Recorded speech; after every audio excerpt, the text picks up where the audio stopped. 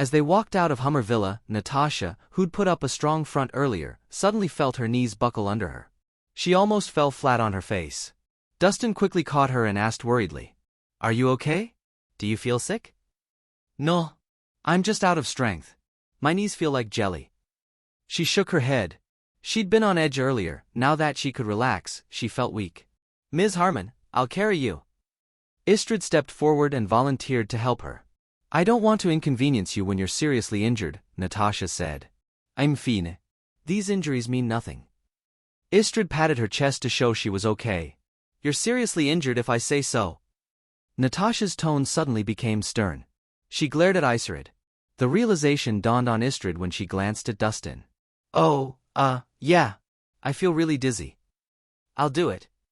Dustin looked helpless as he swept Natasha into his arms. She had a strong personality but was only an ordinary woman. She had to be in shock after experiencing an abduction. "Thanks for tonight." Natasha smiled sweetly and leaned her head against his firm chest. His masculine pheromones made her heart race. Perhaps this was what people meant when they talked about a sense of security. "It's no big deal. I couldn't stand by and watch when a friend's in trouble, right?" Dustin smiled. "Am I only a friend?" Natasha raised an eyebrow, looking slightly bitter. "What else could you be?" Dustin pretended not to know what she was talking about. "Humph! You're so dense." Natasha frowned and chomped down on his shoulder. Dustin hissed in pain but didn't dare retaliate. "This is a mark I'm leaving on you. You belong to me for as long as this is around. I'll bite you to death if you dare reject me." She bared her teeth as she spoke. Dustin grimaced but didn't dare say anything to refute her. He savored the feeling of her soft and pliant body in his arms. He couldn't help feeling aroused as her sweet scent enveloped him. They hadn't known each other long, but he'd unknowingly started to fall for the vivacious woman. That was why he'd been so anxious when he heard about her being abducted. It was also why he'd devastated the Hummer family. At this moment, Hummer Villa was in a mess. Dustin had crashed the place and slaughtered their men with a single blade, even crippling Joshua, who was the Hummer family's pride and joy. The Hummer family's dignity and arrogance had been flung to the ground and repeatedly stomped on. "Dad, I'm crippled. Joshua howled as he lay in bed. With his core shattered and cultivation destroyed, his life was over. "Josh, don't panic. I'll immediately have our men search for a miracle doctor. I guarantee I'll spare no expense and pay any price to have you cured," Edwin said. Jade nodded vigorously. "He's right, Josh. You'll definitely recover from this. The Grant family has an abundance of rare medicines. I'm sure they'll help to restore your core." "A full recovery isn't the only thing I want. I also want to get revenge. I want that Rhys brat to pay for this." Joshua snarled. "Don't worry, I've already informed Mark about this. He'll be here in no time. That brat will be dead meat when Mark arrives." Jade said. "Mark?"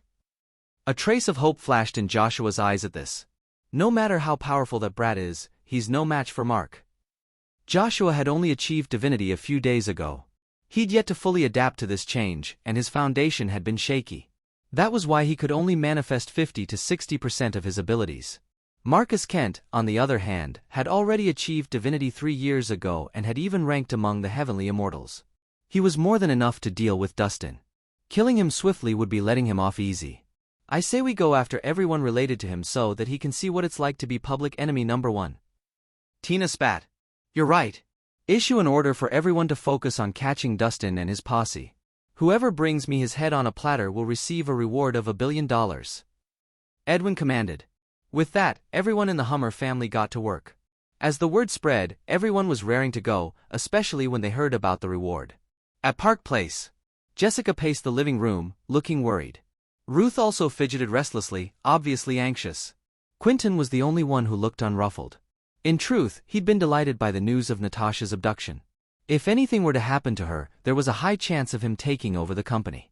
Of course, in a best-case scenario, both Dustin and Natasha would die at Hummer Villa. That way, Quentin would finally have gotten his revenge. "Mrs. Harmon." The butler ran into the living room. "So? Is there any news on Natasha?" Jessica's heart leaped to her throat. Though she believed the Hummers wouldn't do anything rash, she couldn't be absolutely sure. The Shadow Guards just sent word back that Ms. Harmon's been rescued. "She's a little roughed up but is fine as a whole," the butler said. "That's great." Jessica heaved a sigh of relief, looking joyful. "I knew she'd be fine. How could anything happen to her?" Ruth laughed. Quentin gashed his teeth, looking pissed. He'd stuck around for so long to receive such terrible news. What was wrong with the Hummer family? How weak could they be, allowing Natasha to get away so easily? As expected, we made the right choice by mobilizing the shadow guards. Otherwise, this rescue mission wouldn't have been so successful. Jessica smiled. Mrs. Harmon, the shadow guards weren't the ones who rescued Ms. Harmon. The butler's expression became a little odd. Who else could it be? Don't tell me the Hummers voluntarily let her go. The Hummers didn't free her of their own volition, and neither did the shadow guards contribute to rescuing Ms. Harmon, the butler said. Mr. Dustin Rhys was the one who single-handedly saved her. He slaughtered Dark Wrath, Light Wrath, Judge, and the Hummer family's elite army. No one in the Hummer family was a match for him. His words dumbfounded Jessica and the others. Dustin had single-handedly defeated so many people? Was he truly human?